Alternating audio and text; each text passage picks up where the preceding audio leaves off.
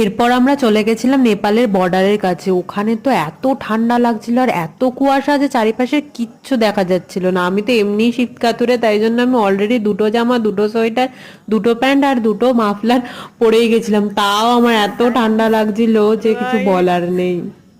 we are in Nepal, Kaping Thotharang. Oh my God, কি ঠান্ডা! দেখলে তো, আমি আর আমার মেজদি এখানে ঠান্ডায় দুজনে মিলে পাগলামো করছিলাম। আর তারপর পাহাড়ে গিয়ে যে দুটো জিনিস না হলে পাহাড় যাওয়া অসম্পূর্ণ, সেটা হচ্ছে পাহাড়ের ম্যাগি আর মোমো। তো সেটাও আমরা ট্রাই করেছিলাম।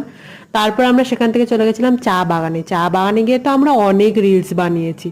তারপর সবার শেষে মিরিক লেক। সেখানে তো আমরা প্রায় হারিয়েই গেছিলাম হাঁটতে হাঁটতে, তাও যাই হোক কোনো রকমে আমাদের ড্রাইভার আমাদের খুঁজে বার করে, আর তারপরে আমরা সেখান থেকে সোজা শিলিগুড়ি চলে আসি।